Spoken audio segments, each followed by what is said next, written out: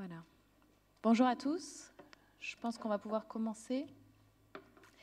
Alors, comme on a deux intervenants qui parlent en anglais, vous avez normalement tous un casque avec vous. Il y aura une traduction simultanée. Le canal 1 est en anglais, le canal 3 en français.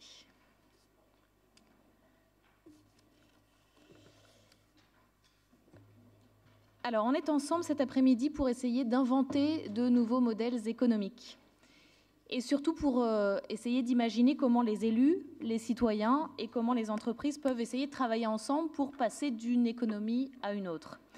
Plus précisément, on va essayer de parler d'écolonomie, ce mélange entre l'écologie et l'économie.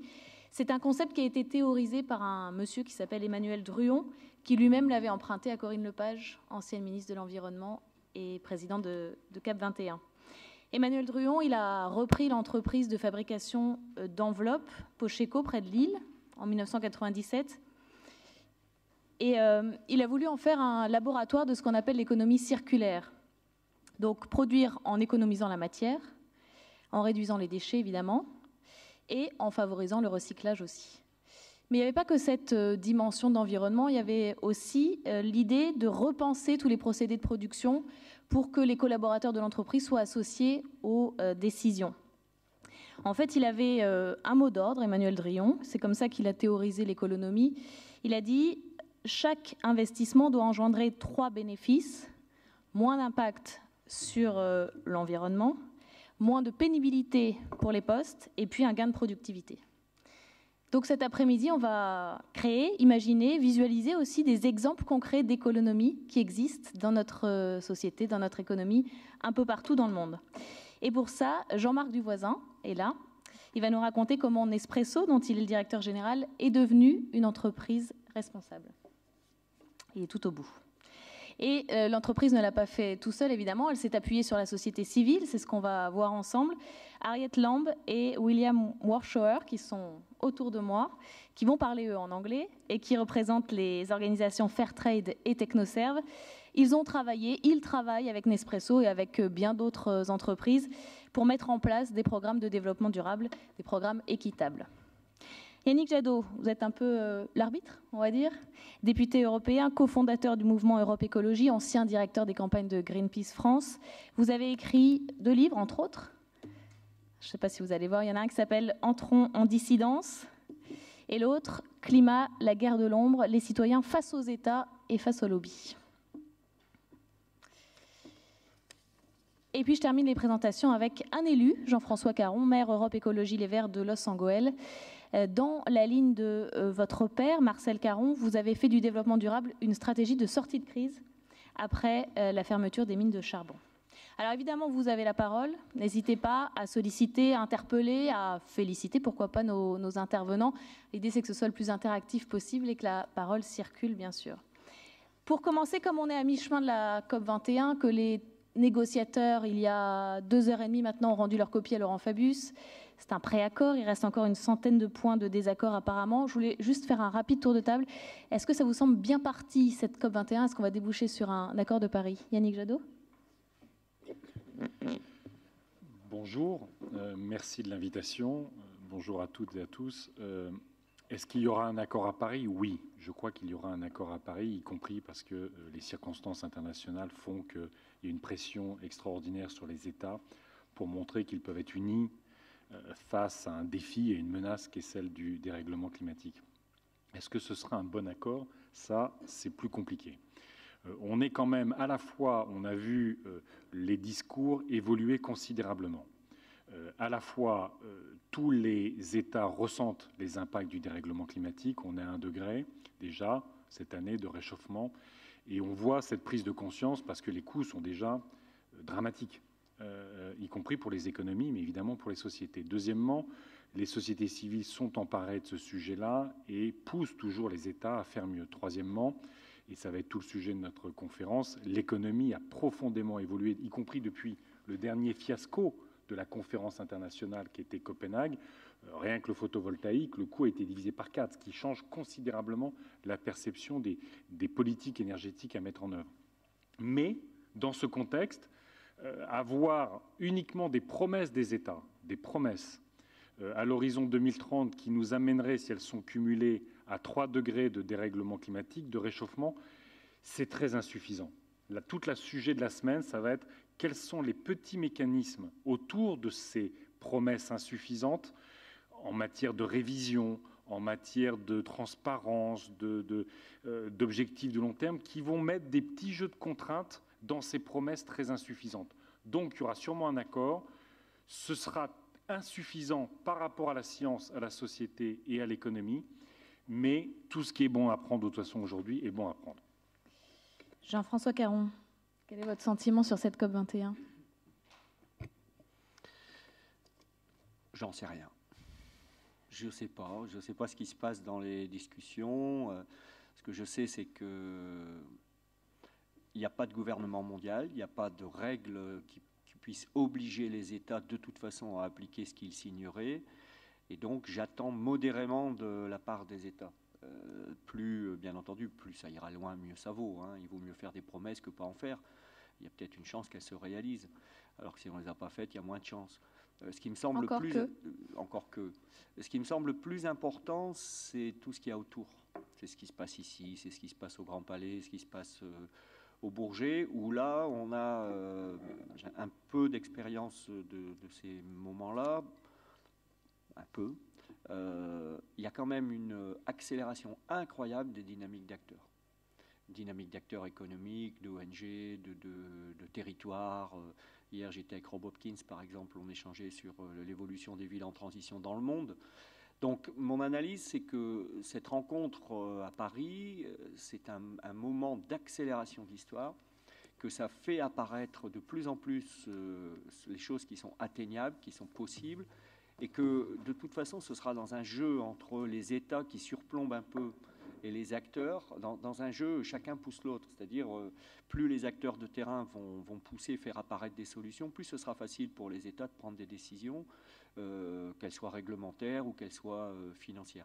Donc quand je disais « je ne sais rien en boutade », je conclus là-dessus. C'est bien sûr une boutade, mais je ne suis pas accro à cette idée d'un accord, comme le raconte Laurent Fabius tout le temps. Il faut le faire à l'unanimité, donc forcément, ça va être le plus petit dénominateur commun qui va sortir, donc ce ne sera pas très sexy comme aventure. Mais vraiment, cette mobilisation-là, malgré les attentats et tout ça qu'on observe dans tous les lieux, je pense que ça, c'est quand même très, très positif. Alors, on va voir comment on regarde la COP21 de l'étranger. Mais vraiment rapidement, William Warscher, qu'est-ce que vous pensez de ces débats? Est-ce que vous pensez qu'il y aura un accord? Est-ce qu'il va servir à quelque chose? Thank you, Caroline. Very happy to be with you today. I look at the COP21 meeting from an unusual perspective in that I work for an NGO, a nonprofit organization, but we work very closely with business and seek out business solutions to poverty. So in that sense, I have been delighted here at the COP21 and in the lead up to it at the engagement of business. I think that's been a key difference and progress in the past, and indeed we saw that in New York at the United Nations as the development goals were recently concluded and laid out. So I think the presence of business strongly is a positive sign.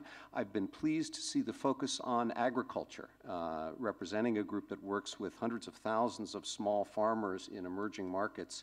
I think to have their voices heard and to understand how they are at the front lines of climate change has been a plus for this meeting. As my colleagues have said, will the agreement end up being the lowest common denominator, as these things too often are? I hope not. I know that there's been an urge to be stronger and to be more binding, and so I hope that we get an agreement along those lines.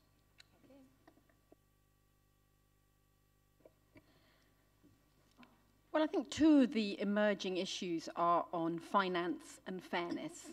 That is it going to be a fair deal, in particular for the poorest countries who are the most hit by climate change and have done the least to contribute to it? And will the finance be made available to enable them to tackle it?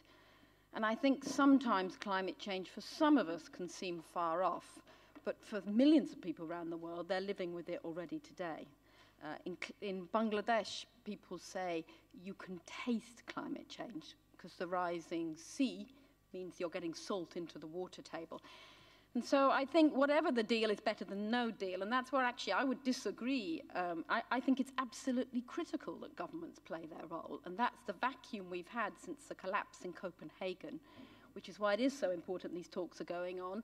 The better and the fairer deal we can get and the more finance made available, the better. Nonetheless, it will be too little. And it will be too late for those who are already hit, which is why all these discussions about how can civil society and business also help drive change forward is so critical. Jean-Marc Duvoisin, vous voulez donner votre avis sur la COP21 ou on Oui. rentre dans le vif du sujet? Non, volontiers. Non, volontiers d'abord. Sur la COP21, non, on attend tous un accord entre les gouvernements. Je crois que c'est important pour nous. Les entreprises ont besoin de travailler dans un cadre clair. Il est toujours plus facile d'avoir des États qui s'accordent sur des objectifs, qui s'accordent aussi sur des législations pour permettre aux entreprises de travailler dans un cadre législatif clair. Les entreprises, ou certaines entreprises, espérons la plupart des entreprises, commencent à prendre vraiment très au sérieux maintenant les aspects reliés à l'environnement, aussi à l'environnement social, et on reviendra sur la situation du café plus tard. C'est très important pour nous. Les entreprises ont leurs propres responsabilités, ont leur propre plan de travail. Elles essaient de l'intégrer le plus profondément possible dans la culture de l'entreprise. Ce n'est pas toujours facile, mais c'est ce qu'on essaye de faire pour que vraiment que l'entreprise gère ça sur le long terme, qu'il y ait une approche long terme de tous les employés sur l'environnement et la sustainability. Maintenant, et je pense que c'est justement pour ça qu'on parlera plus tard de nos relations avec les NGO, on ne peut pas le faire tout seul. On peut faire son travail de façon isolée, mais on n'ira pas très loin. Et le fait d'avoir des pressions des États, des pressions de la société civile, nous pousse à travailler pas que avec nos propres moyens, mais d'avoir aussi des avis externes, des points de vue, et nous mettre de la pression. On a besoin de ce travail en accordance avec d'autres tiers, surtout des NGO, mais aussi d'avoir une pression et une transparence sur ce que la société, nos consommateurs attendent de nous. Alors justement, quand on pense à Nespresso, on pense à Georges Clooney évidemment, on pense aux capsules qui sont pas... Oui, moi je pense à Georges Clooney, c'est vrai, j'avoue. Aux capsules qui sont recyclées mais pas assez recyclées. On pense aux machines très design. On passe pas forcément à écologie. C'est pas la première notion qui nous vient à l'esprit quand on pense à Nespresso. Et pourtant, donc, vous mettez en place des actions vertes. Ce programme AAA, que vous allez peut-être nous détailler, AAA pour une qualité durable. Vous financez des infrastructures, des programmes agricoles respectueux de l'homme et de l'environnement. Vous le faites pas tout seul, mais c'est ce que William Warshauer disait, l'importance du business dans cette contribution globale pour essayer d'améliorer l'environnement. Expliquez-nous ce programme AAA. Alors, oui, justement, il y a deux thèmes importants dans ce que vous avez mentionné. C'est le thème du AAA, du café sustainable, et puis la recyclabilité des capsules. Je reviendrai sur ça plus en avant. Mais vous avez parlé de l'importance pour l'entreprise de travailler dans un environnement de long terme. Nous, le concept qu'on utilise, c'est CSV, c'est-à-dire Creating Shared Value, c'est-à-dire la création de valeur partagée.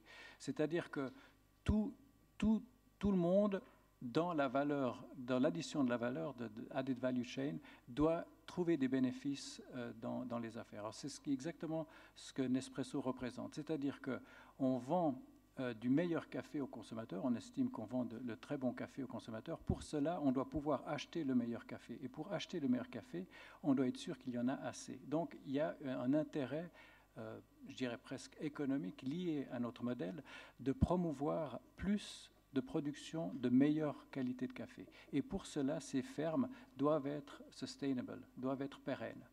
Et ce qu'on voit dans les pays producteurs de café, c'est que ces fermes ne sont souvent pas du tout pérennes, ou n'étaient pas du tout pérennes. Donc on a introduit en 2003 le AAA programme, le programme AAA, qui se fonde sur la productivité, la qualité et l'impact positif sur l'environnement et sur les sociétés dans lesquelles ils travaillent. On a maintenant 70 000 fermes qui sont dans notre système. On achète le café 30 à 40% plus cher que le marché.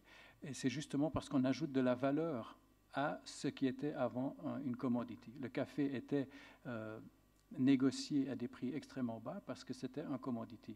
Et dès qu'on arrive à ajouter de la valeur, on arrive à le payer plus cher et les consommateurs attendent cette valeur ajoutée dans un meilleur café. Comment est-ce que ça fonctionne, le AAA? Eh bien, les fermiers, donc c'est 70 000 fermiers, rien qu'en Colombie, on en a 60 000, parce que c'est des fermes très petites. produisent une quantité moins grande de café, mais de moins par hectare, mais par contre de nettement meilleure qualité. Et puis, ils doivent protéger l'eau, ils doivent traiter les travailleurs de la façon la plus optimale, les payer bien, aussi que les enfants ne travaillent pas sur les fermes. Il y a toute une série de mesures que nous, on oblige, ou s'ils veulent faire partie évidemment de notre système, qu'ils doivent suivre. Donc ça, c'est au début de la chaîne. Ensuite, pour revenir à l'environnement, on a un impact extrêmement fort du réchauffement climatique sur les fermes. On voit que chaque année, il y a des milliers d'hectares, mais vraiment des milliers d'hectares qui partent dû aux grandes pluies et qui se perdent. Et là, on a un programme de plantation d'arbres justement pour retenir les fermes, retenir la terre sur les montagnes. L'autre phénomène extrêmement impactant quand on visite la Colombie, c'est qu'il faut toujours produire plus haut. Le meilleur café vient des hautes montagnes. Et évidemment, il fait toujours plus chaud, il faut toujours aller plus haut dans les montagnes. Et là aussi, il y a ce déplacement vers le haut des montagnes qui a beaucoup d'impact écologique, mais aussi social sur les fermiers. Donc ça, c'est un travail qu'on fait surtout en Colombie. Pour l'Afrique, maintenant, c'est une situation très différente. Les pays sont encore plus pauvres. Et là, juste pour faire le lien entre TechnoServe, mon ami Ville, et George Clooney, pour quand même faire le lien, George Clooney est très intéressé par le Sud-Soudan, comme vous le savez, et on a investi plusieurs centaines de milliers de dollars au Sud-Soudan pour faire revivre le café du Sud-Soudan. Et on a eu notre première production vendue cette année en France. Et on a déjà 300 fermiers. On a créé une coopérative, on a créé un wet mill, donc un moulin de traitement du café pour que le café soit de meilleure qualité. Et tout cet investissement est fait au Sud-Soudan parce que c'est d'où vient le café. L'origine du café, l'origine naturelle du café est le Sud-Soudan. Et ça nous permet justement de retourner vers les origines et les racines du café, mais en aidant l'environnement social pour que ça soit fait de façon pérenne. Ça, c'est au niveau du café, du upstream qu'on appelle. Maintenant, je vais juste en toucher 2 mots parce que je pense qu'on reviendra. Les capsules, oui, parce qu'on peut-être qu'on y reviendra après, mais alors vraiment. Juste en 2 mots. Donc, on prend le recyclage très au sérieux. On a commencé en Suisse il y a 20 ans, il y a plus de 20 ans déjà, le recyclage des capsules. Je pense que je devrais le développer plus tard. On a des initiatives très intéressantes en France, très audacieuses, je dirais, très créatives, et justement, pour revenir à mon point d'introduction, où on ne peut pas le faire tout seul, on essaye de trouver beaucoup de partenaires pour travailler avec nous sur le recyclage. On aura peut-être des questions de la salle là-dessus. William Warshauer, quand Jean-Marc Duvoisin parle du café au Sud-Soudan, c'était une culture de café qui était traditionnelle, qui avait disparu, qui, grâce aux investissements, notamment de Nespresso, renaît dans un pays qui est très pauvre, permet une diversification, les fermiers sont payés plus cher que les prix du marché. Ça paraît complètement vertueux. Il y a évidemment un argument marketing très fort pour Nespresso qui peut vendre une sélection limitée, c'est ça ? Une série limitée d'un café aux arômes extraordinaires qui viennent du Sud-Soudan. Que les entreprises comme ça y aient un intérêt de business, comme vous le disiez, c'est là où vous pouvez intervenir du coup et après les convaincre de mettre en place ces projets ?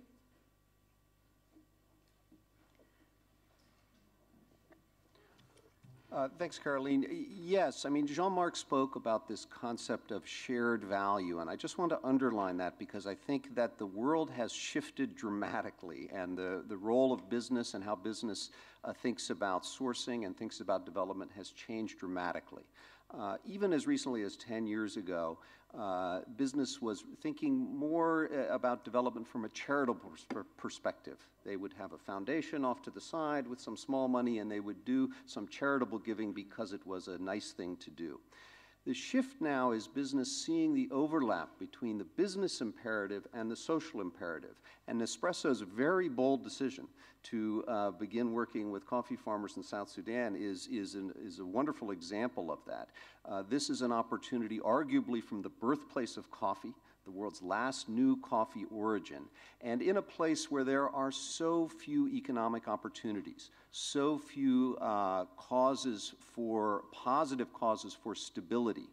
And so our team went in there first in 2011, began looking at the coffee there and understanding that it has a very special flavor profile, working with farmers to help them organize into farmer groups, to gain skills to harvest and tend to coffee sustainably. There is mulching, there are shade trees, other things that are good for the environment when they do that. And so there is an overlay in the sense that, yes, Nespresso does this with the legitimate business interest, and that's a good thing because it means they will continue to invest, and this will continue to reach more and more farmers. The goal is to have 15,000 farmers exporting coffee. They already exported for the first time in their history to Europe. Those capsules were sold here in France, and this should grow over time. But it's what we see more and more is this coming together with the business imperative and the social imperative align, and that's what we seek to foster. Même chose. Edlam, vous aussi, vous travaillez avec Nespresso, au Colombie surtout, pour là encore aider les fermiers, notamment à mettre en place des pensions.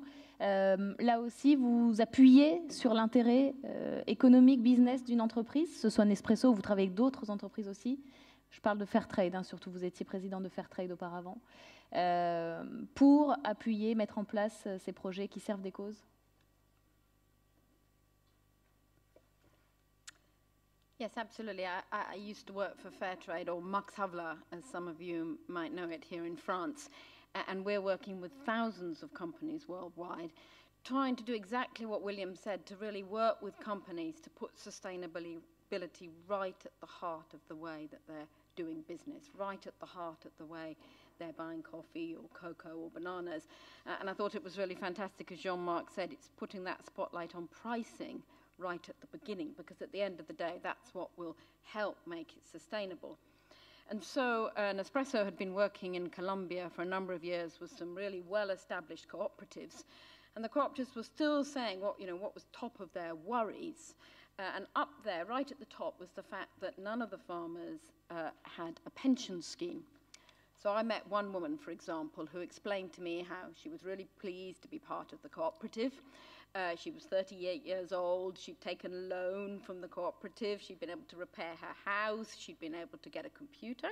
But the thing that was just worrying her so much was what was she going to do when she could no longer farm. She saw her uncle, she saw her aunts, and they just had nothing, having worked their whole lives incredibly hard in the coffee fields. They wanted to retire, but they couldn't, because then where would they get their money from?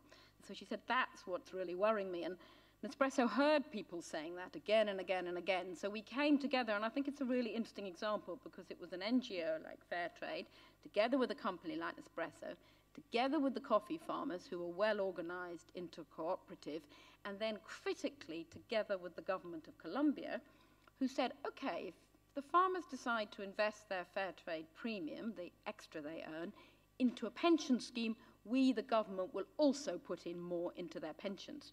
So it's a really fantastic step forward in how can you work together in quite a small pilot. So far, 800 farmers have signed up, but trying to see how you get government and companies and civil society and the farmers all working together really for the very long term, because this is about real sustainability if you're looking at getting to a place where people can retire with dignity and the younger generation see a future in coffee farming.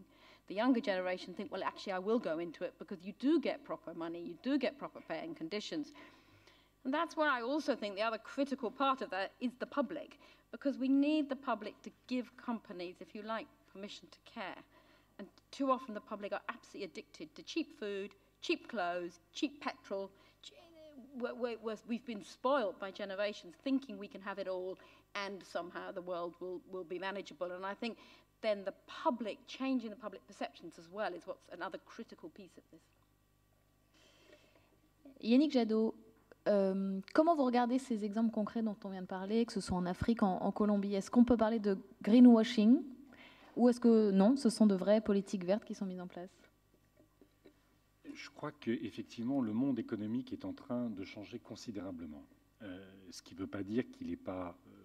il y a plusieurs mondes économiques aujourd'hui. Je crois qu'il n'y a pas le monde économique qui attaque l'environnement, qui se fout de l'environnement et qui ne fait que du greenwashing, contre la société civile qui n'a envie que de protection de l'environnement et de respect des droits sociaux.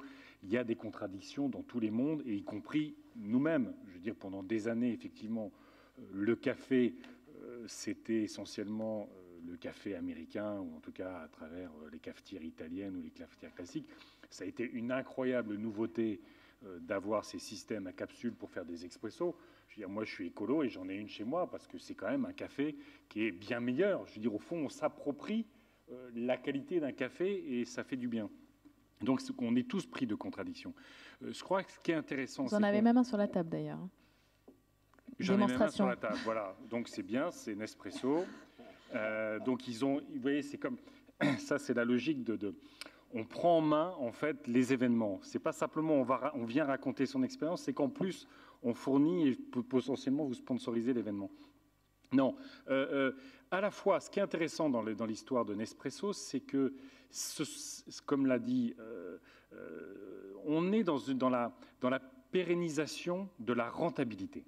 Donc ça, c'est essentiel. Au fond, protéger la qualité des sols, protéger la biodiversité, la couverture forestière, c'est un enjeu essentiel sur la qualité du café.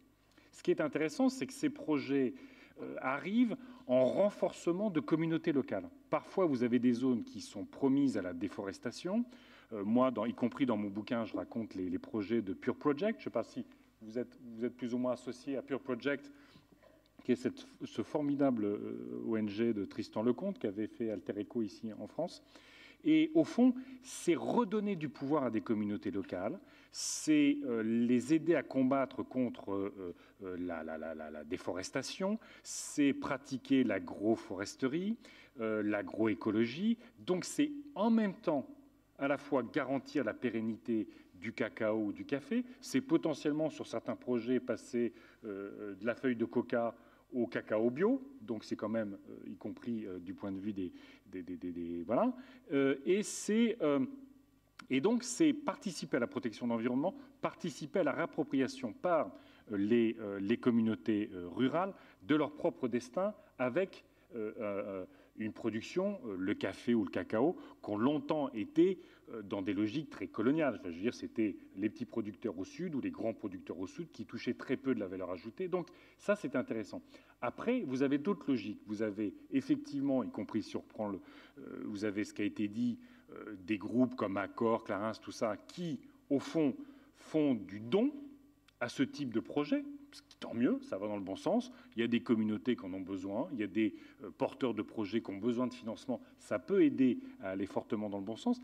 Et puis, vous avez forcément, après, dans ce monde économique, aussi beaucoup de greenwashing. Vous l'avez dit, si on prend par exemple l'exemple de Monsanto, on pourrait imaginer que Monsanto va soutenir des initiatives prétendument de développement durable, de protection du climat ou de la biodiversité, alors que la logique même de l'entreprise, c'est plutôt la désappropriation de l'agriculture et de l'alimentation du point de vue des communautés. C'est plutôt dans une logique totalement extractive. Vous avez, je viens du Grand Palais, où vous voyez dans tous vos journaux en France toutes les pubs Engie, en ce moment ex-GDF Suez. Moi, en tant que parlementaire européen, j'ai vu comment GDF Suez a structuré au niveau européen un réseau d'entreprises pour saboter l'ambition européenne sur les énergies renouvelables. Donc, au fond, ils font du greenwashing, ils font de la publicité, ils font aussi des énergies renouvelables, mais leur politique réelle d'intervention sur les politiques publiques, c'est une politique de sabotage de la lutte contre le dérèglement climatique. Donc on est dans un monde économique qui est en friction. Certains sont plus sensibles aux campagnes de consommateurs. On se souvient de la campagne sur Nutella, par exemple, et l'huile de palme. Donc ils réagissent parce qu'il y a la pression. Il y en a qui réagissent parce que c'est leur enjeu de rentabilité et c'est tant mieux. Et puis il y en a qui continuent un peu à nous prendre pour des imbéciles. Et... Juste d'un mot, parce que je voudrais qu'on passe à l'exemple de Los Angeles. Cette alliance qu'on vient de voir entre le business et la société civile à travers les ONG, quel est votre regard là-dessus déjà et comment les élus que vous représentez peuvent accompagner cette alliance-là? Ce qui est extraordinaire dans le monde d'aujourd'hui, c'est qu'au fond, on a aussi un potentiel extraordinaire d'échange, d'expérience, d'accessibilité des technologies. Longtemps, l'énergie, c'était un système centralisé avec des grosses centrales, des gros tuyaux, et au fond, les citoyens étaient exclus de ça, et y compris les territoires étaient exclus de ça. Aujourd'hui, par exemple, avec les énergies renouvelables, on est dans un système où les énergies renouvelables sont aujourd'hui compétitives, l'éolien terrestre, le photovoltaïque, sont plus compétitifs que le pétrole, le gaz, et évidemment que le nucléaire, bientôt que le charbon.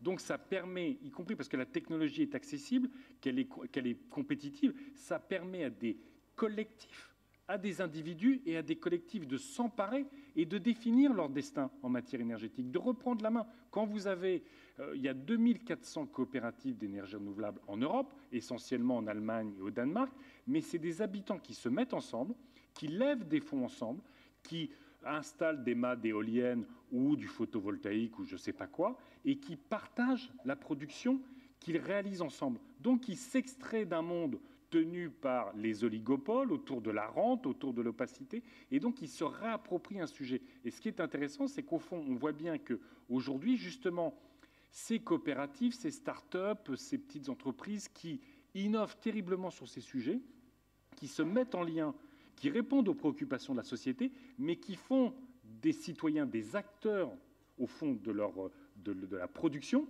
Et c'est ça qui est intéressant et qu'on voit de façon extraordinaire sur l'ensemble des territoires, mais pas simplement en France. Au Bangladesh, le professeur Yunus, l'ancien créateur de la Grameen Bank, vous savez, la banque des pauvres, a déjà mis en place 2 millions d'installations solaires pour les ménages ruraux les plus pauvres. Et c'est l'énergie la plus performante pour eux. Donc on a une électrification autour et aussi de la réappropriation, j'allais dire, démocratique d'un sujet essentiel.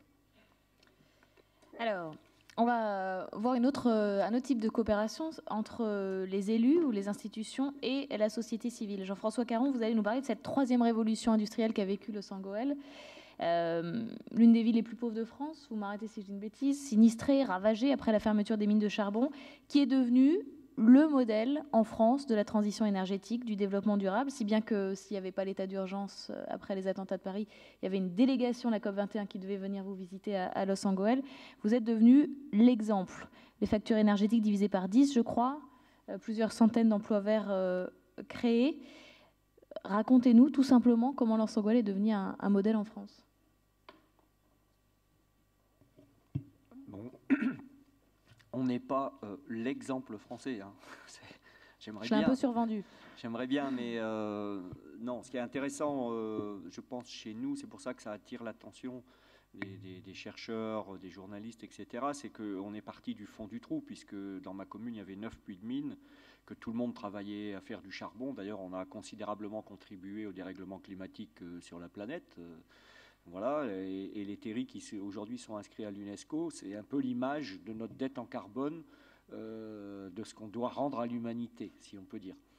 Et c'est vrai que chez nous, l'arrêt du charbon, ça a été la désintégration de 120 000 emplois de mineurs perdus, du chômage et du déclassement des individus, déclassement du territoire, et une désespérance qui s'installe.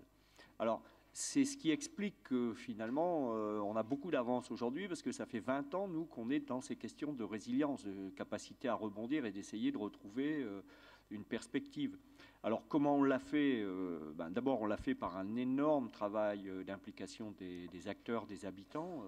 On l'a fait d'abord en concevant un projet de ville dans les années 95-97 autour du plan d'occupation des sols, qui nous a amené à nous poser des questions sur qu'est-ce qu'on veut faire de notre ville. Et comme on était l'archétype du non durable, les hommes meurent à 45-50 ans de la silicose, et c'est normal de donner sa vie pour élever ses enfants.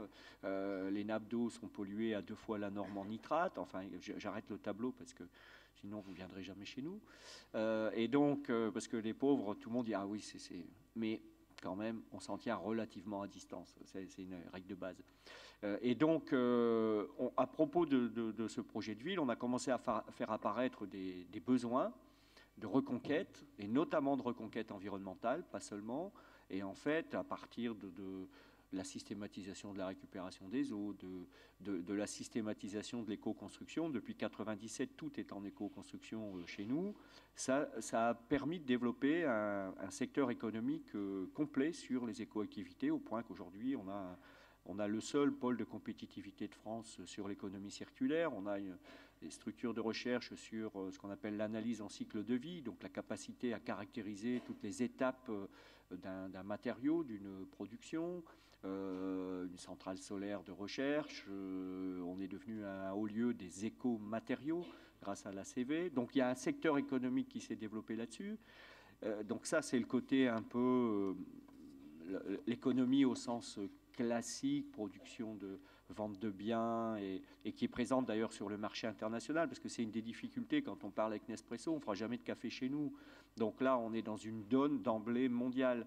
Mais il y a des secteurs considérés entiers de notre économie qui peuvent relever de boucles locales et qui pourtant aujourd'hui ne sont pas des boucles locales. Enfin, c'est l'exemple de la tomate qui est fabriquée à 200 km de chez nous dans des serres en Hollande pendant l'hiver, qui va se faire transformer en Italie et qui revient dans notre assiette sous une forme et sans aucun goût et chargée en carbone d'une manière monstrueuse. Donc c'est pour ça que c'est dans la table ronde là, on voit bien qu'il y a des enjeux qui ne sont pas exactement positionnés pareil. Mais nous, ce qui a été très intéressant, c'est que au-delà de ce nouveau secteur économique qu'on fait apparaître et qui apporte des réponses, je pense, aux enjeux du moment, on aurait pu aussi parler des énergies renouvelables, on a fait énormément de choses dans ce domaine-là.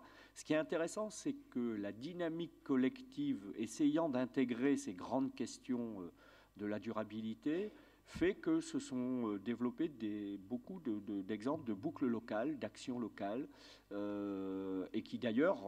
Par exemple je vais donner la plus récente. Dans toute cette dynamique-là, un jour, un jeune entrepreneur vient nous voir et dit on aimerait bien récupérer le marc de café, justement, pour pouvoir en faire un nouvel usage, donc soit en cosmétique, je ne savais pas ça, soit pour déboucher les WC, je ne savais pas ça non plus, donc versez pas du marc de café, moi je l'ai fait et puis ça a tout bouché, non, il y a des techniques quand même, hein. Mais par contre, ça peut énormément être utilisé pour faire des pelés, bon. Mais on voit bien que pour développer ça, ce qui est extraordinaire, c'est que s'il n'y a pas une implication des habitants, ça ne marche pas. C'est-à-dire que le gisement n'existe pas. Enfin, il est là, mais il n'est pas du tout capté. Et on voit bien que pour réussir cette démarche-là, en boucle locale, pour détourner des déchets, les amener dans un bien qui va apporter une valeur, et finalement retourner aux habitants, puisque ça devient un mode de chauffage, on voit bien que ça va requérir le territoire, au sens, par exemple, nous, on a travaillé avec les écoles pour remonter vers les enfants, pour aller capter le marc de café, pour qu'ils ne se retrouvent pas dans les poubelles. C'est très localisé comme exemple, mais ça illustre pas mal. Et donc, du coup, par rapport à la table ronde d'aujourd'hui, sur cette question des nouveaux modèles économiques, on travaille pas mal avec Christian Dutertre, on est membre fondateur de l'économie européenne de la fonctionnalité.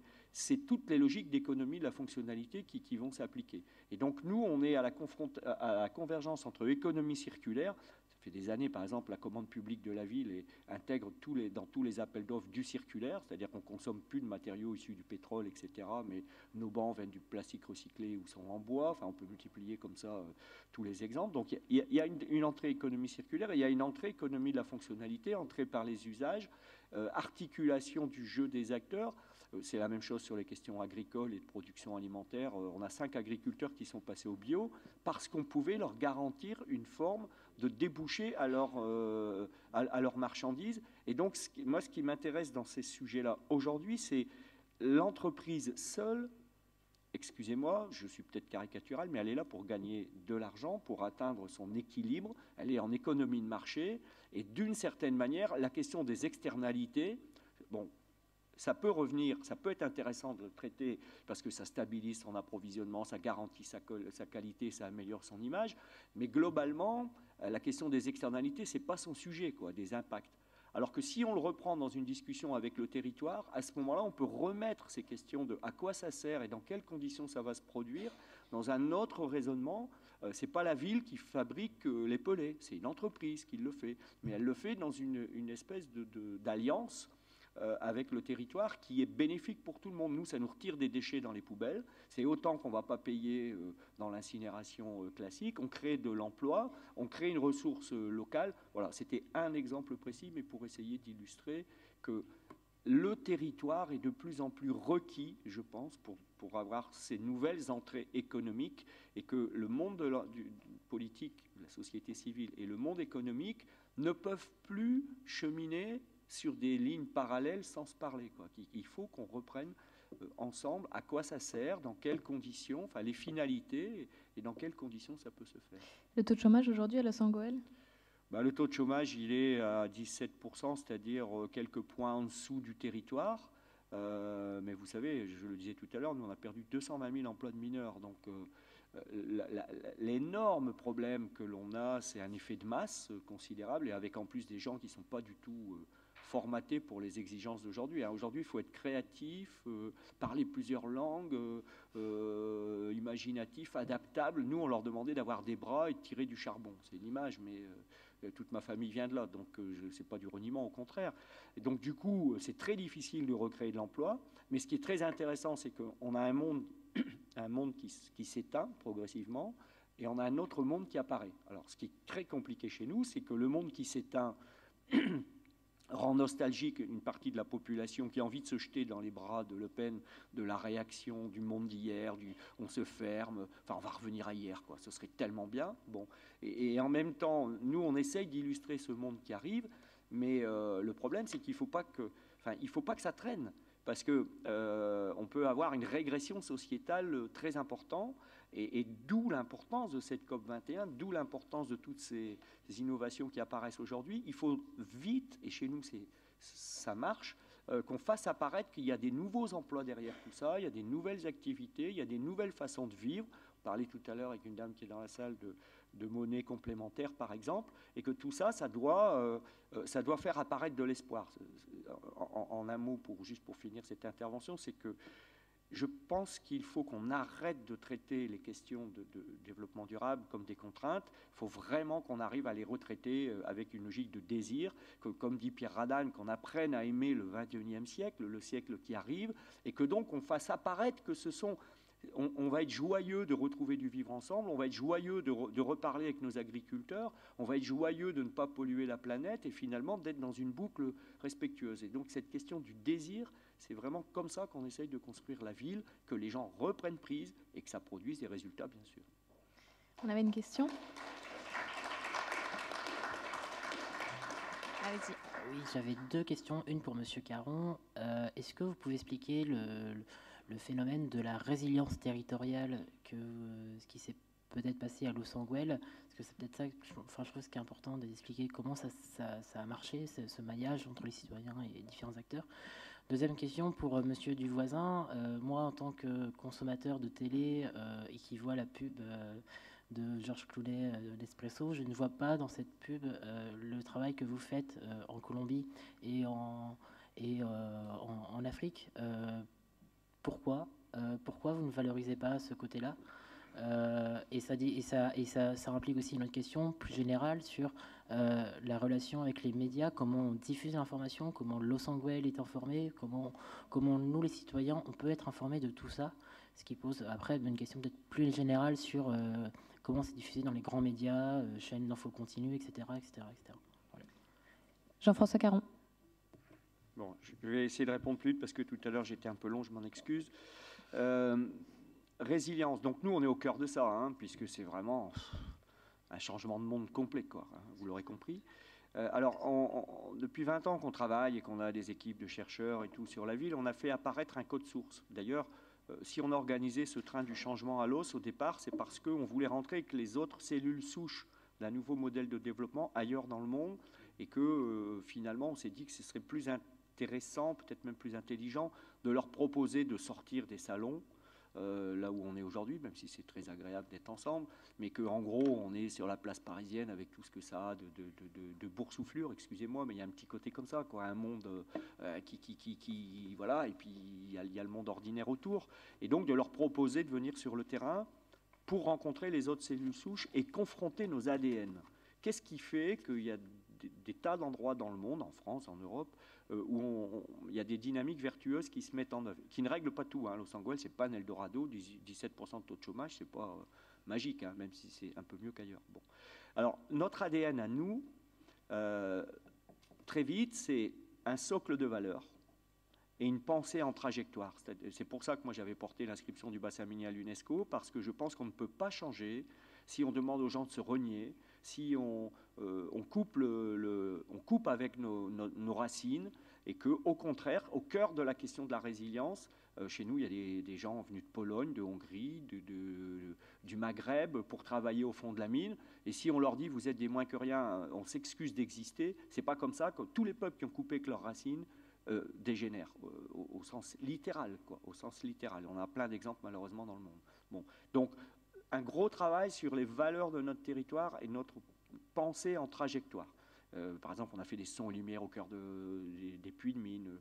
On a fait un travail sur graines de germinal et l'arrivée des immigrations et comment ça a été une richesse pour nous d'intégrer les immigrations, etc., etc. Puis 3 piliers. Le premier qui est basé sur l'implication des acteurs, au sens responsabilisation. Moi, j'ai une formule un peu triviale, mais participation sans responsabilisation égale piège à con.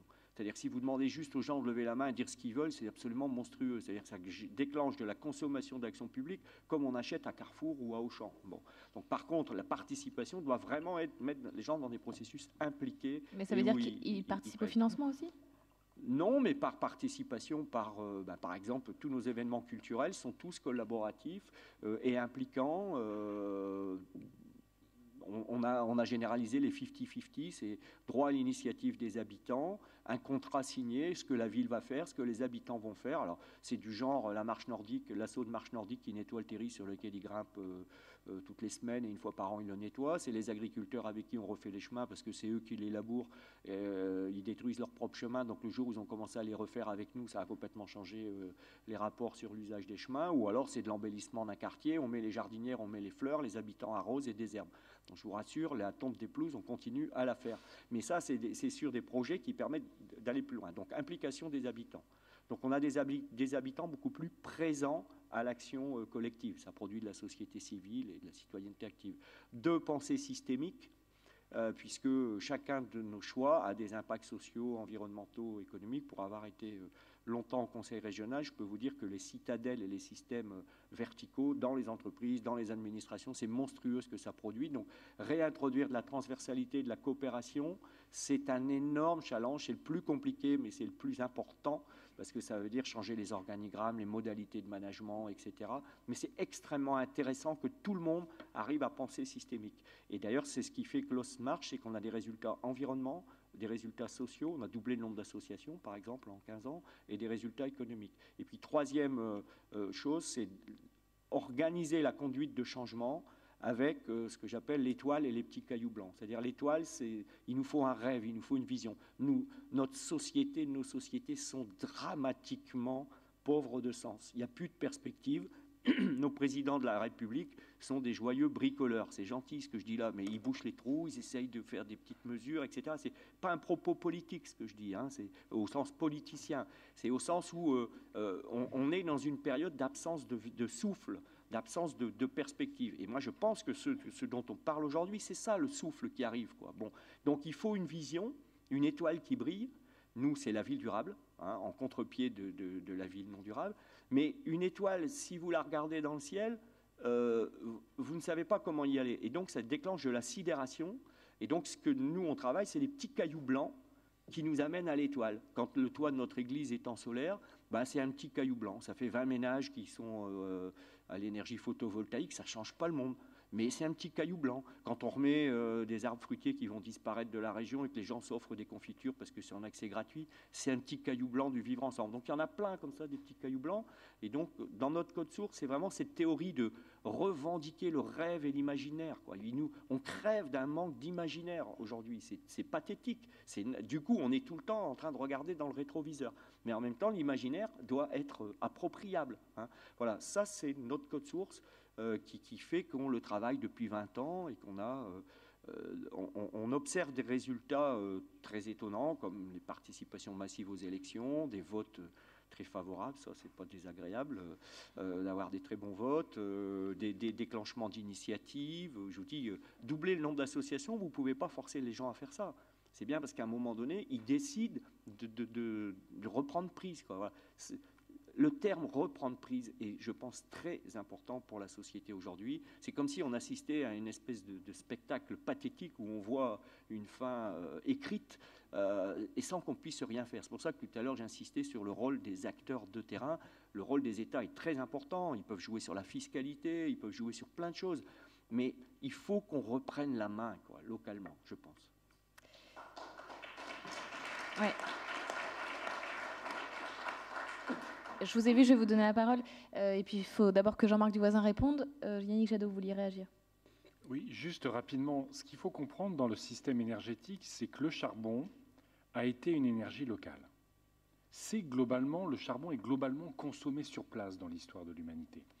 Mais que c'est aussi une énergie à forte valeur sociale parce que les grands combats syndicaux, la naissance du mouvement social et syndical, c'est beaucoup fait autour du charbon, autour des mines. Et donc, il y a, comme le disait Jean-François, il y a une identité sociale et culturelle rattachée au charbon qui est extrêmement forte.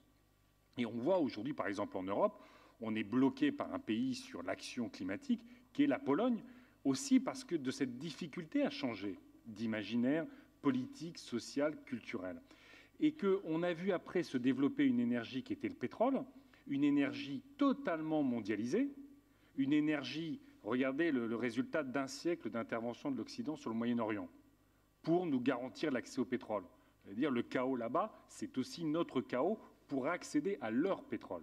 Et on voit aujourd'hui, au fond, on doit passer dans certains secteurs d'une identité très forte sociale, même si le boulot de mineur est un boulot extrêmement dur, extrêmement brutal, c'était un boulot à identité sociale très très forte. Et là, au fond, il faudrait passer d'une énergie du social à une énergie de la citoyenneté avec les énergies renouvelables ou les économies d'énergie. Et on voit que c'est un basculement qui peut se faire dans différentes dimensions, y compris dans l'agriculture. Jean-François pourra en parler, ou Damien Carême, qui est maire à Grande-Synthe, Hauteville, autour de Dunkerque, qui n'est pas simple du point de vue social et industriel, d'autres, Ormois, Sartou. Des cantines 100% bio, c'est à la fois des enfants qui mangent mieux, c'est des paysans réinstallés pour faire du bio, et toutes les études montrent que, vous avez moins de problèmes de santé, moins de problèmes d'obésité, que ce cercle virtueux sort de la cantine pour aller dans les familles, que les familles mangent mieux aussi, et donc on a toute une série en permanence de cercles virtueux autour de la réappropriation locale de ces enjeux. Jean-Marc Duvoisin, pourquoi Georges Clooney ne parle pas du Sud-Soudan dans la pub à la télé? Oui, alors là on passe à autre chose. Mais pour faire le lien avec ce que vous m'enseignez avant, je crois que c'est très important aussi pour faire le lien avec nos productions en Afrique et en Amérique latine, c'est qu'il faut que les fermiers, que ceux qui sont dans la chaîne du café puissent vivre de façon correcte. Et c'est là où tout commence. Et justement, c'est la base de tout. On ne peut pas imaginer une société pérenne, ni une entreprise pérenne, si tout le monde dans la chaîne de valeur ne bénéficie pas de ce qu'apporte cette chaîne aux consommateurs et à la société. Donc c'est extrêmement important. Et c'est ce que nous faisons. Quand on a 300 agronomes sur les fermes qui aident les fermiers, ils aident à produire mieux, mais ils aident aussi à pouvoir vivre mieux, dans un meilleur environnement. Et on voit que finalement, il y a des choses très simples à faire. Et je crois que vos exemples montraient que finalement, des fois, c'est des choses extrêmement simples qui font que les gens vivent mieux avec leur environnement, vivent mieux entre eux aussi. Mais pour revenir à votre question, effectivement, on a une tension entre Georges Clooney en smoking d'un côté et puis nos agronomes avec leurs bottes boueuses de l'autre. Mais cette tension, elle n'existe pas à l'intérieur de l'entreprise. Et c'est ce que je mentionnais dans mon introduction. Et souvent, on me dit, est-ce que c'est difficile d'être dans une entreprise, d'avoir des approches sustainable ou pérennes pour une entreprise? Moi, je dis souvent que pour Nespresso, c'est facile pour nous, parce que ça fait partie de notre modèle. Ce n'est pas qu'on produise d'un côté et qu'on doit compenser ce qu'on fait de l'autre, comme d'autres industries. Nous, ça fait partie. Plus on fait du bon café, plus on a besoin d'aider les fermiers à vivre bien de leur café. Donc c'est que du positif. Donc il n'y a pas de tension interne à l'entreprise. On essaie de motiver beaucoup les employés à comprendre ça et d'avoir un message consistant sur la pérennité de l'entreprise et de comment travailler pour justement que la chaîne de valeur soit positive. On invite les 10 meilleurs fermiers chaque année, on les invite dans notre centre en Suisse et ils viennent et c'est le moment le plus émotionnel, je dirais, de toute l'année. C'est quand nos employés rencontrent les 10 meilleurs fermiers qu'on qualifie chaque année et qui viennent d'Inde, de Colombie, d'Afrique. Et on parle 2-3 jours de la pérennité de leur ferme et comment on peut encore travailler pour améliorer les choses. Et justement, c'est là d'où est venue l'inquiétude des pensions en Colombie, parce qu'ils avaient l'âge moyen d'un fermier en Colombie est de 55 ans. Évidemment, les enfants ne peuvent pas travailler sur la ferme, partent à la ville. Donc là, il y avait quelque chose à résoudre. C'est ce qu'on a résolu avec Fairtrade. Mais donc la tension entre ces deux images n'existe pas à l'intérieur de l'entreprise. Elle existe à l'externe. C'est vrai que Nespresso a plutôt l'image de George Clooney et d'un aspect premiumness aussi à travers les boutiques. Donc, on n'a pas George Clooney qui parle de son aide au Sud-Soudan sur les masses médias ou sur la télévision, mais par contre, et c'est là où le Nouveau Monde nous aide beaucoup à donner plus qu'un seul message, parce que ces messages sont compliqués à passer. Et quand vous allez sur le web, quand vous allez sur le monde digital, là, vous verrez des heures d'images et d'expressions de ce qu'on fait avec les fermes, et vous avez en l'occurrence deux interview de George Clooney, une qui fait à peu près 2 minutes 30, où il parle de son engagement avec Nespresso, mais surtout son engagement avec les fermiers, puisqu'il a visité nos fermes au Costa Rica. Et il y a une autre vidéo d'à peu près 2-3 minutes aussi, où il parle plus spécifiquement du Sud-Soudan. Donc on utilise d'autres médias. Et ça m'amène à un petit peu la conclusion de cette intervention, c'est que il faudrait pouvoir intéresser tout le monde à ces sujets. Si on ne passe pas sur TF1, Antenne 2, avec George Clooney qui parle du Sud-Soudan ou de la pérennité de Nespresso, c'est parce que ça n'intéresse pas encore tout le monde. Par contre, on pousse les gens à accéder à l'information. C'est comme je vous le fais. Je vous pousse à regarder sur nos sites digitaux, parce que vous verrez là qu'en fait, il est très engagé sur le Sud-Soudan et les raisons pour lesquelles il est, justement, pour aider ce pays. Merci beaucoup. Alors, il y a plusieurs mains qui se lèvent. On va prendre une série de questions, comme ça on va pouvoir y répondre en même temps. Madame, vous aviez levé la main en premier. Voilà. Merci beaucoup. Et je vous félicite pour cet excellent débat. J'aime beaucoup le souffle qui arrive, la lumière qui arrive. Depuis la COP20 au Pérou, moi je suis péruvienne, je fais partie de la délégation du Pérou à la COP21. Depuis la COP20, ça s'est passé quelque chose de très important dans le processus de négociation des changements climatiques. C'est qu'on a fait pour la première fois dans l'histoire des COP l'agenda d'action Lima-Paris. C'est-à-dire le processus, on a travaillé ensemble, Lima, Pérou et la France, toute l'année pour arriver ici à la COP21.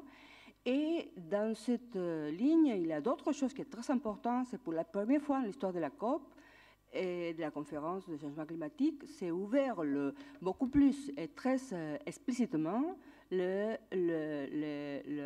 fenêtres pour que puissent participer les gens de l'entreprise, les ONG, l'académie, tous les secteurs de la société civile. Ils puissent avoir beaucoup plus une place beaucoup plus importante et beaucoup plus d'influence sur les négociations et les débats. Alors moi, j'ai des années dans ce thème. Alors je suis convaincue qu'on ne peut pas laisser au gouvernement agir tout seul.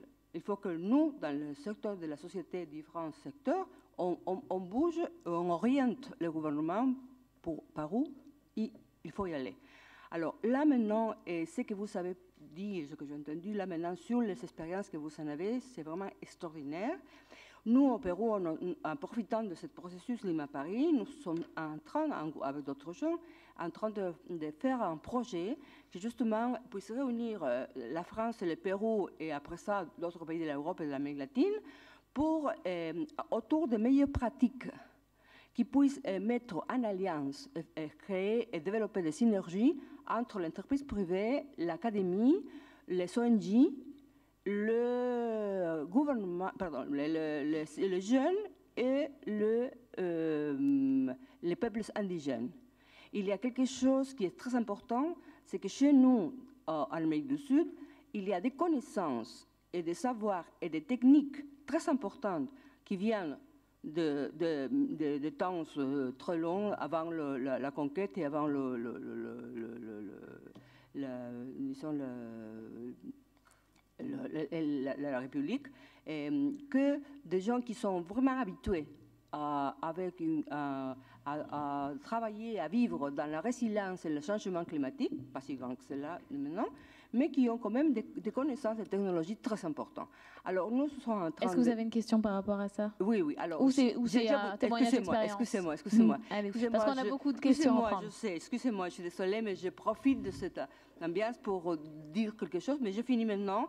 Ma question, c'est la suivante. Comment vous voyez, vous tous qui sont dans la table, comment vous voyez la possibilité, justement, de faire des alliances entre des entreprises, des sociétés, des ONG, des secteurs académiques de la France et le Pérou et l'Amérique latine, l'Europe, pour faire des projets complémentaires qui puissent aider à mieux développer votre propre projet et votre propre stratégie corporative des entreprises dans le cadre d'un meilleur pays, d'un meilleur monde, etc.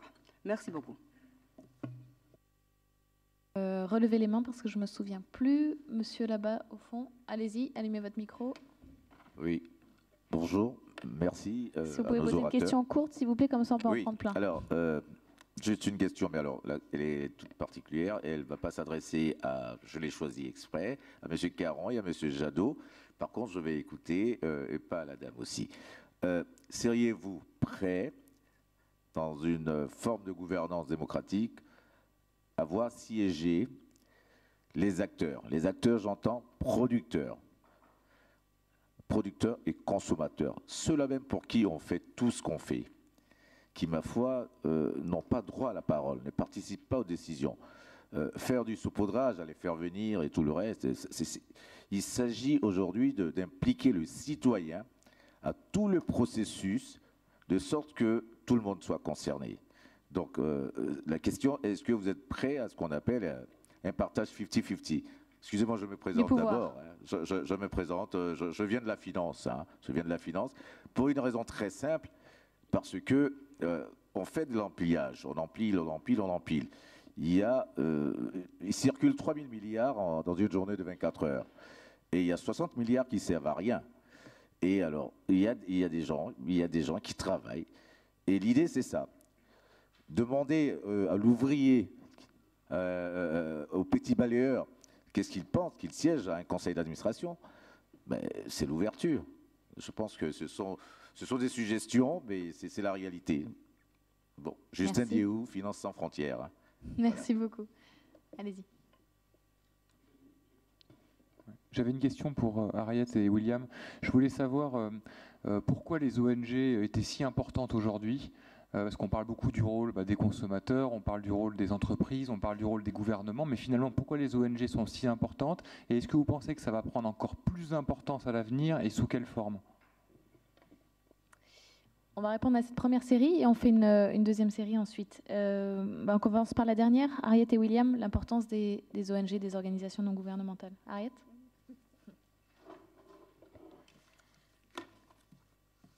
Well, actually, I think that connects with both the earlier questions, which I think is really interesting. Previously I worked for Fair Trade, which is half owned by the farmers and workers of Africa, Asia and Latin America. So for us, that was itself an experiment in how to be much closer, to make sure the farmers and workers themselves have a voice in our governance. And then we also had people representing, if you like, the public, civil society and the market side in our General Assemblies, on our board. And I have to say, it's much more difficult. It slows down decision-making. It means you can't make quick, fast decisions. But in the end, of course, you're getting to a much more interesting place about really empowering people to take decisions together. So I think for us, that was really critical as an NGO. And as an NGO of the future, it has to be about having your base in civil society globally. And I think the old days when there were some NGOs that sit in Amsterdam or Paris or London and somehow tell the rest of the world what to do or work around the world, I think those days are going, and the days of having people right in the heart of governance is really interesting. And I think that's also a really interesting challenge to the corporate world. Because, of course, at the end of the day, companies are so beholden to their shareholders, and the city is, of course, so powerful. And I think that is a problem. I think that's where I think the city feels less part of these debates. The financiers feel much less part of these debates. And I think many, many companies are still indeed not changing and are the dinosaurs trying to defend an old past. But many, many companies have gone 1,000 miles. Companies like Nespresso, which have really shown there's another way to work with sustainability. But too often, rules about having to return to shareholders are holding some companies back because they have this obsession with short-term profit returns. I think it's at the heart of lots of the sustainability. So I think it's a really interesting challenge about how to take that forward. I just wanted to pick up on your point about Peru. I'm glad to say that fair trade, actually, along with Colombia, Peru is the other country where we work the most, globally, in fact. Extremely, again, in both countries, you've got extremely strong bases of well-organized farmers working in their communities. And I think it is that voice of civil society, whether it's people here or whether it's people in Peru, that is what NGOs can bring to the party. I think that's part of what we can seek to do, is to bring those different and new and challenging perspectives, while also we have to be ready to change and to work in new ways with companies, just as companies have changed and are ready to work in new ways with NGOs. And it is those looking, I also believe very strongly, it is the grassroots that will bring the solutions and the innovations of the future. Just as you said, it is the indigenous communities who actually often hold the best knowledge about how to live in harmony. And I think it's either the farmers or people like all of us here who probably have the seeds of the ideas of innovation that need to be nurtured and supported. And that will help the resilience that we were talking about. And I just wanted to touch on that a minute, because I think that's where we see the coming together of some of the big themes here in Paris. You've got the terrorist attacks, and then you've got these incredibly important talks. And in some ways, they're linked, because climate change is putting such stress on people that it just adds to the stresses people are under. And at some points, it finally breaks. And it breaks into more conflict, into more aggression and violence. And unfortunately, the world's much better at responding very fast and throwing a lot of money at what they see as traditional security risks. And they're inching forward in response to the biggest security risk, biggest risk to all our resilience, which is climate change. And somehow we need to do the exact opposite. We need to respond much more carefully to violence and conflict, and much faster and much stronger to climate change. And I absolutely believe the solutions will come from people. We work with many farmers, for example, tea farmers in Kenya, who used to just throw away after they'd done the pruning of the trees. They just used to throw it away. And then they actually invented this little, very simple brick machine, and now they fire their whole tea factory on the prunings from their trees. Previously, they were cutting down trees every day and cutting down forests. Now they're using the waste from their bushes to fire the whole tea factory. And there are many, many solutions like that, but you still need the government policies in place, which is why I would congratulate the mayor so much. I'm part of a local community energy group, and we had this idea we could put solar panels on schools. They would get cheaper energy, and we would reinvest any profits back into the community. Fantastic project. We got huge interest in really community-based, working with schools. And 2 weeks ago, the British government changed the tariff, changed what they pay for renewable energy, and they just took it away. Well, it's impossible. So they took away financial support for the renewable sector, and they're giving it, on the other hand, still to nuclear and to fossil fuels. And in a context like that, it makes it so difficult, and many corporates have come out, many, many companies that are committed to renewables, again, find their business plans can go in the bin. And that's why it's that combination of civil society has to keep pushing so hard to get governments to stick by what they commit to. Thank you. William. Yeah, let me just add a couple of things on the role of NGOs, also being the other NGO representative on the panel. I think that, and it links to the question from the lady from Peru as well, because the problems of global poverty and global climate change are so extraordinarily complex that we can't find solutions to them unless there is this partnership between business and government and civil society. And I think NGOs are particularly well placed to broker those relationships.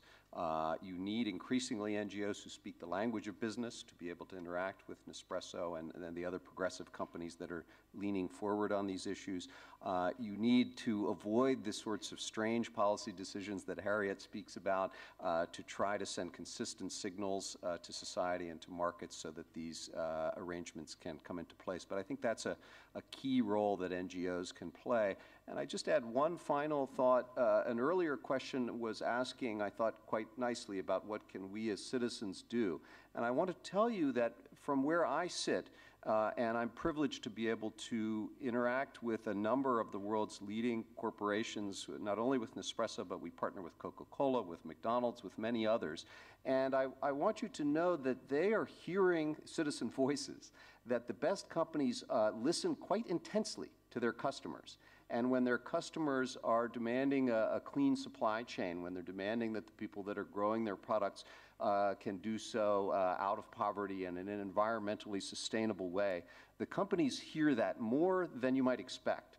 So in that sense, exercising that voice as a customer, as an investor, is driving change and driving companies to come to groups like TechnoServe and ask, okay, let's have that discussion. How can we source more sustainably? Alors, il nous reste à répondre à la question, pourquoi pas faire siéger les acteurs, les consommateurs. Qui veut répondre? Jean-François Caron? Monsieur des Finances, au fond, qui demandait de faire siéger les petits acteurs, les petits producteurs, les consommateurs. Pourquoi pas au conseil d'administration? Ou Jean-Marc Duvoisin, si vous voulez répondre? Au niveau de la gouvernance, hein, c'est surtout la prise de décision, que les acteurs soient véritablement impliqués, les citoyens. Mais vous parlez de la décision politique ou dans les entreprises? Alors, on a dans la société Alors Yannick Jadot va vous répondre. Oui, non, mais je lui ai pas posé à lui, mais enfin, ça viendra. Non, je pas viendrai vers à lui. L'idée, non, parce que vous en avez parlé. Ça s'adressait à qui alors? Alors, ils en ont parlé tous les deux. Jadot en a parlé suffisamment. Oui, alors il faut dites-nous impliquer. à qui s'adresse votre question. Alors, je dirais à Nespresso. Alors Jean-Marc tout Duvoisin, particulièrement. c'est à vous de vous y coller. Alors, mais non, mais je précise parce que là, vous coupez ma question. Pardonnez-moi.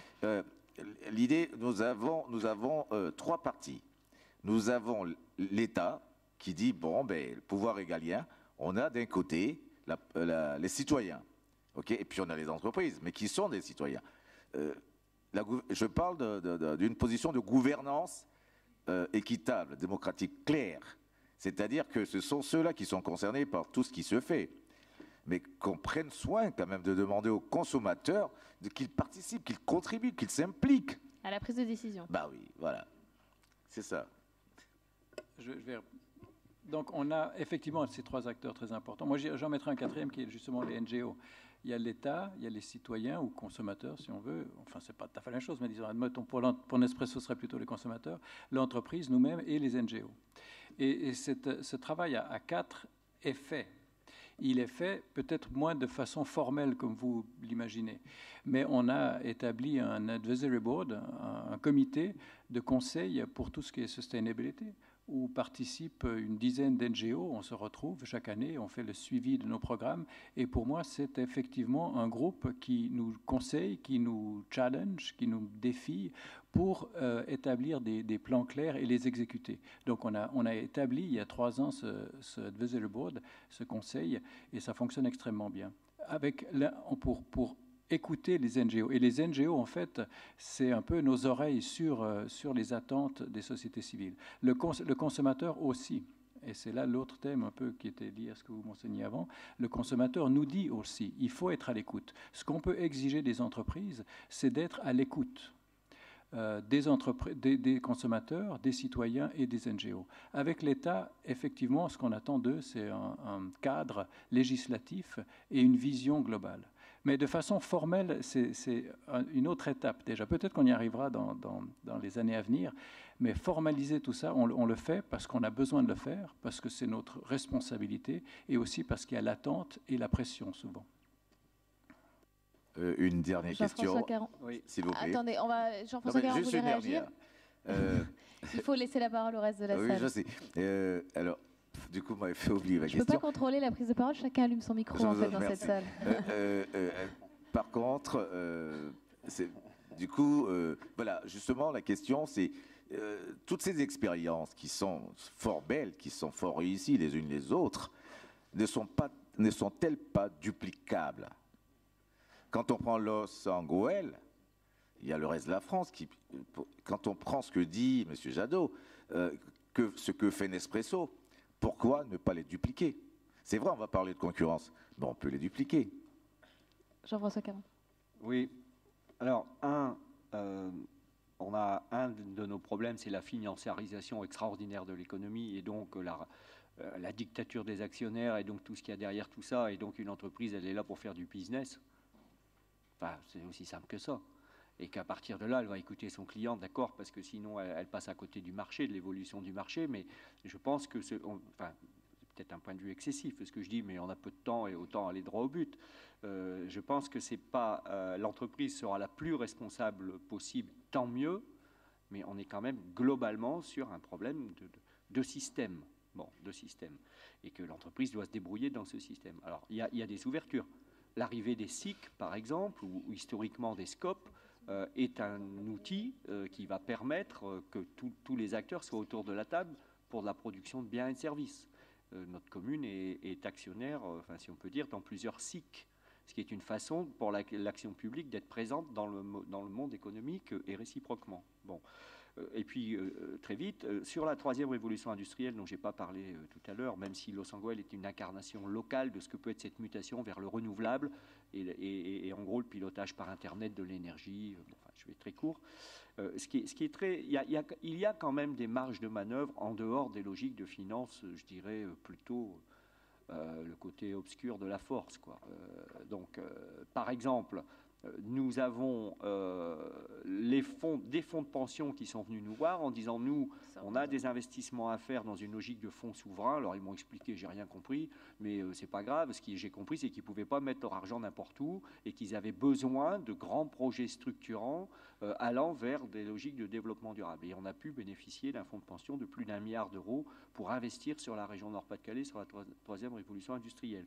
On a orienté tous les fonds du contrat de plan et des fonds européens, ça fait à peu près 3 à 4 milliards, autour de cette logique de mutation vers la troisième révolution industrielle. Et l'argent public, ça joue, parce que c'est quand même un levier considérable au niveau de la recherche, au niveau du soutien à l'expérimentation, du soutien au territoire. Et enfin, nous avons, enfin pas nous, mais c'est le Crédit Coopératif qui a fait ça, le livret d'épargne troisième révolution industrielle, donc chaque fois qu'on en parle, son chiffre a augmenté, donc les derniers chiffres que j'ai, c'est à peu près 10 millions d'euros, collectés par des associations et des habitants de la région Nord-Pas-de-Calais en disant moi c'est là que je veux mettre mon épargne parce qu'elle va s'appliquer chez moi et elle va s'appliquer pour des process qui me conviennent. Donc après, une fois qu'on a dit tout ça, c'est à tous les acteurs de s'en saisir. C'est-à-dire que moi, je vais pas mettre le pistolet sur la tempe de chaque habitant en disant tu mets ton épargne là-dedans. Mais le fait que ça existe et qu'on voit comment ça répercute sur le territoire, ça c'est extrêmement intéressant parce qu'on va voir qu'on va soutenir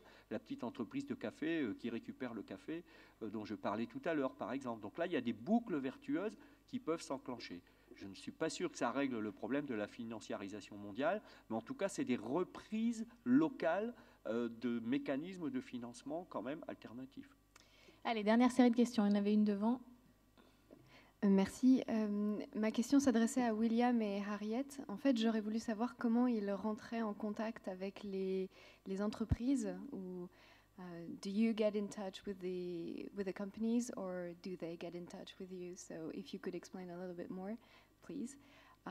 Et je voulais vous remercier tous pour votre intervention parce que je trouve que c'est incroyablement intéressant. Moi, je suis dans le domaine des réfugiés, donc ça n'a strictement rien à voir, mais c'est passionnant. Donc merci. Si, ça a à voir. Enfin, quand on parlait du...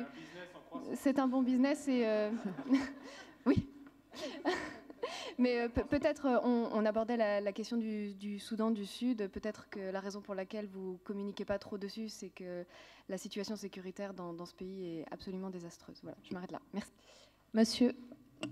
Oui, bonjour, je suis Patrick Reinert, je suis architecte allemand installé à Lyon. Je pose une question concernant l'urbanité dans les villes. Nous savons qu'aujourd'hui, 50% de la population mondiale habite déjà dans les villes et que nos villes ont un climat tout à fait particulier, un climat de ville. En 2003, il y avait à Paris 15 000 personnes qui sont mortes parce qu'ils n'ont pas supporté la canicule. Voilà. Savez-vous que la ville de Stuttgart, en Allemagne, prétend d'avoir baissé la température urbaine de 2 degrés parce qu'ils ont fait une politique de végétalisation de la ville et des toitures, notamment façades, qui était très incitée et incitative. Savez-vous qu'en France, en l'an 2000, on faisait 35 000 mètres carrés de toiture végétale. En Allemagne, on faisait 10 millions de mètres carrés. Aujourd'hui, la France a augmenté son taux, mais si on transforme les villes en jardins, on peut créer des dizaines de milliers d'emplois dès aujourd'hui. On peut créer pour 60 millions, pour 30 millions de personnes, un meilleur vivre ensemble urbain, avec toute la citoyenneté qui s'installe, les jardins partagés. On peut évidemment aussi faire de l'agriculture urbaine, donc on n'est pas obligé d'aller en Amérique du Sud et en Afrique pour produire et profiter de notre ville. Voilà, donc je voulais interpeller un peu et poser une fausse question. Merci. Merci pour votre intervention. Une dernière question? Est-ce qu'il y a une dernière question avant que... Allez-y, madame. Oui, bonjour. En fait, c'est à la suite des échanges qui viennent d'avoir lieu. J'aurais voulu poser une question un peu collective. Et finalement, il me semble que derrière toutes ces questions qui ont été posées, il y a une réflexion qui tourne autour de la refondation du pacte social français, en fait, du contrat social issu de Rousseau. J'avais assisté à une conférence cet été à la Sorbonne où, justement, l'intitulé, c'était « Comment refaire société avec la nature ». Et donc, de là découlait peut-être une remise en question de notre contrat social. Voilà. Et à travers ce questionnement aussi, s'articule aussi la place des entreprises, justement, et de leur légitimité dans la gouvernance, on va dire le gros mot, politique, par rapport au poids qu'elles ont à travers le monde. Merci. Merci beaucoup. Yannick Jadot, sur les villes-jardins et peut-être la refondation du contrat social. Sur les villes-jardins, oui. Sao Paulo a aussi mis en place un projet pour réduire sa température de 4-5 degrés, justement, lié à la végétalisation et à remettre de la nature. C'est vrai qu'on va avoir de plus en plus, on a déjà dépassé le seuil de 50% d'habitants dans les villes. 90% des grandes métropoles sont sur le littoral, ce qui va les rendre extrêmement vulnérables du point de vue de l'élévation du niveau de la mer, des vagues, submersions. On va avoir un problème de sécurité alimentaire dans beaucoup de villes, parce que de fait, on est quand même sur des temps de stockage de ce qui permet aux villes de se nourrir qui sont de 1-2 jours en général. Hein. Donc tous les chocs vont impacter terriblement les villes. Et à l'inverse, c'est parce que les villes, y compris les élus, sont plus proches des habitants au fond que des grands lobbies internationaux, il y a une volonté de repenser toutes ces questions-là du point de vue de la citoyenneté. Et vous avez eu encore hier 1000 villes qui se sont engagées à faire du 100% renouvelable d'ici la moitié du siècle. Donc on voit bien que les villes sont bien plus en avance que les États, au fond, sur ces sujets-là. Et c'est ça qui est aussi intéressant. Deuxièmement, sur la question du contrat social, bon, ça, c'est une question compliquée. Mais au fond, on est quand même sur 2 mouvements très divergents aujourd'hui. Il y a ce mouvement de réappropriation, de relocalisation, et en même temps, ça utilise la mondialisation des échanges d'expériences, de rencontres et tout ça. Et il y a aussi quand même qui est ce mouvement de relocalisation, de réappropriation. Il n'a jamais été aussi puissant, mais aujourd'hui, il ne faut pas se raconter d'histoire, il n'est pas majoritaire. En Amazonie, c'est plus Cargill que Nespresso qui fait la loi. Et au fond, on continue à avoir une déforestation, on continue à avoir au Pérou, encore il y a un an, des assassinats de responsables de communautés parce qu'ils se battaient contre la déforestation. Donc on a quand même encore un mouvement où au fond on a des puissances extraordinaires qui veulent l'absolue mondialisation de tout, au détriment du droit social, au détriment du droit environnemental. Je disais Monsanto, on peut mettre Cargill, on peut mettre les multinationales du pétrole, elles n'ont pas, ou les multinationales de l'agroalimentaire. Regardez en France, le gros des budgets de la politique agricole sert ceux qui veulent exporter en Chine, et ceux qui veulent exporter localement sur les cantines et tout ça touchent quasiment rien. Donc on est quand même encore où la question du politique et de la décision politique reste absolument essentielle. C'est pour ça que la COP21, comme le disait tout à l'heure ma voisine, est essentielle. On le voit sur Volkswagen, on peut prendre les minerais de sang. Je veux dire, on essaye de se battre au niveau européen simplement pour que les entreprises soient obligées de savoir d'où viennent les minerais qui servent à faire nos smartphones ou à faire l'aérospatiale et tout ça, parce que sinon, sur place, ça dégénère en bandes armées qui exploitent les populations locales. Donc on a encore quand même... il faut être optimiste sur le monde qui est en marche, ce monde qu'on a décrit, mais il faut être réaliste sur le fait qu'on a absolument besoin de décisions politiques pour nous aider à basculer d'un monde extrêmement dur aujourd'hui à un monde effectivement plus doux, plus bienveillant, plus porteur d'espoir pour les uns et les autres. Alors est-ce que c'est la base d'un contrat social? J'en sais rien. Moi, je ne sais pas bien ce que ça veut dire un contrat social de la France, pour dire la vérité. Je vois bien ce que ça veut dire un contrat social sur les territoires. Je vois ce que peut dire un contrat social, au fond, dans la COP21, en tout cas quand on est dans une communauté de destin à l'échelle de l'humanité. Je vois ce que peut être un contrat social à l'échelle de l'Europe. Un contrat social spécifiquement français, si c'est enfin pour nous faire oublier un peu de jacobinisme, d'étatisme, de national-étatisme, ça nous ferait du bien. Mais je ne sais pas bien ce que ça veut dire aujourd'hui un modèle franco-français de vision du monde. Alors normalement c'est terminé, mais on va finir de répondre aux questions. William, comment vous rentrez en contact avec les entreprises ou comment vous contactent-elles?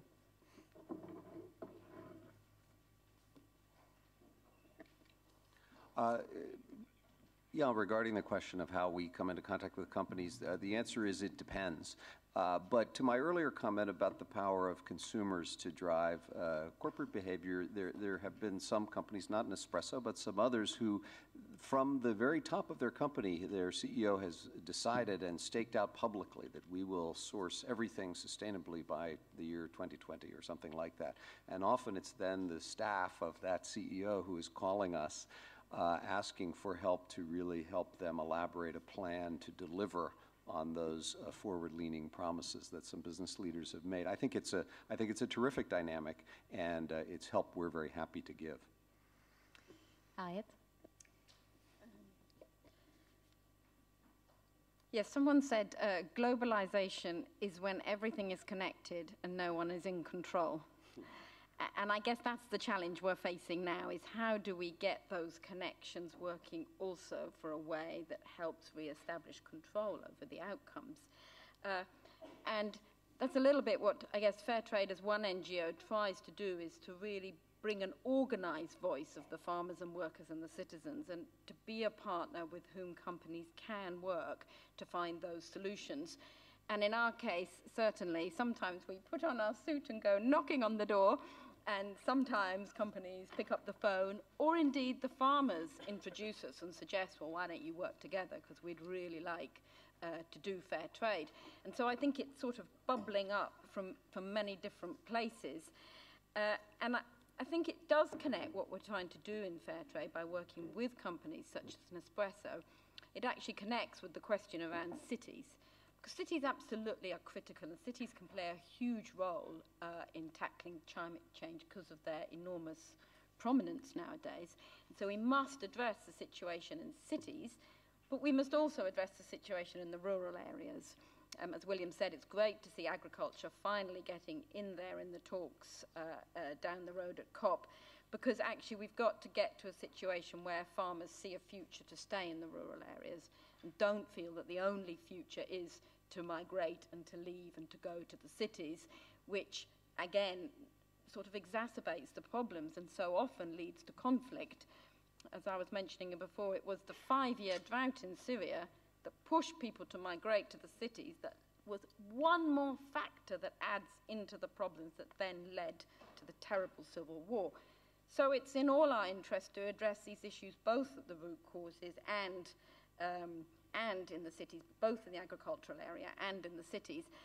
And I guess in the end, I was always really inspired myself by a quote from a Mayan Indian who said, "Many little raindrops falling in the mountains make the mighty rivers flow."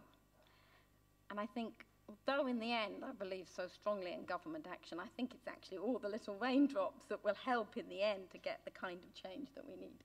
Merci beaucoup. Dernière intervention sur le contrat social, la légitimité, la place des entreprises dans la gouvernance. Jean-François Caron et Jean-Marc Duvoisin, même question, même tarif. Sur le contrat social, je ne sais pas si vous avez eu l'occasion de lire le livre d'Éloi Laurent sur l'État-providence, et dans lequel il explique très bien comment, de plus en plus, les questions sociales sont liées aux questions environnementales par l'accès à l'alimentation saine, l'accès à l'eau, etc., ou par l'exposition aux pollutions, mais aussi par l'accès globalement aux ressources, puisque la question du pétrole, juste un mot sur le discours de Rifkin en Nord-Pas-de-Calais, même si on n'est pas tombé béat devant Rifkin, il y a plein de critiques à en faire, mais c'est quand même qu'il n'y a pas de problème de pétrole, il y a un problème de prix du pétrole et des conséquences que ça va avoir sur les populations qui sont en difficulté.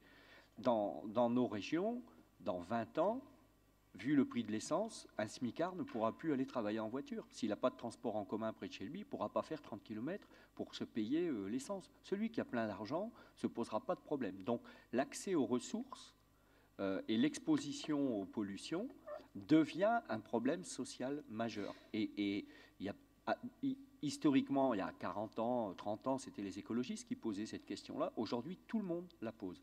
Donc évidemment que la question sociale et la question environnementale, écologique, sont de plus en plus étroitement imbriquées. Et donc il faut refonder nos politiques. C'est pour ça qu'il faut repenser de façon systémique. C'est pas on crée de l'économie et puis si ça marche bien, on verra si on peut se payer du social et protéger l'environnement. C'est une option. Si on ne prend pas les choses d'emblée en systémique, en posant d'emblée les finalités et la capacité de charge pour la planète et pour les humains, on passe complètement à côté du sujet. Donc oui, il faut un nouveau contrat. Alors, merci beaucoup. Très rapidement, Jean-Marc Duvoisin, parce que je crois qu'il faut qu'on libère la salle. Oui, très bien. Je serai court. Donc, effectivement, quand vous mentionnez la question sur les réfugiés, enfin, le commentaire sur les réfugiés, tout est connecté. C'est ça, tout est interconnecté maintenant. Et quand on voit au Sud-Soudan, c'est justement pour pouvoir permettre à ce pays de sortir de la guerre. Et en Colombie, c'est un bon exemple. J'ai vécu 5 ans en Colombie. J'ai visité des fermes où il y avait des mélanges de production de café et de production de coca. Et maintenant que les fermiers dans ces fermes, qui sont maintenant les fermes avec qui on travaille, ils peuvent vivre que grâce au café maintenant. Ils n'ont plus besoin de la coca. Donc tout est intégré. Et les petites solutions qu'on apporte réintègrent et réalignent tout vers un monde meilleur. Mais tout est aussi plus, je dirais, moi, je suis très optimiste et positif parce que là, je suis sûr qu'une table comme ceci, il y a 5 ans, on n'aurait pas pu l'imaginer. Même entre NGO et entreprises, on avait peu de dialogue. Et avec l'État, peu de dialogue aussi. Et maintenant, on est tellement conscient qu'il faut trouver des solutions ensemble, qu'il faut travailler ensemble, que finalement, on y arrive. Et c'est ça, je pense, c'est pour ça qu'on peut être positif et qu'on peut attendre très positivement le futur, parce qu'on est tous conscients qu'il faut qu'on travaille ensemble maintenant. Très jolie conclusion. Merci beaucoup et merci à tous.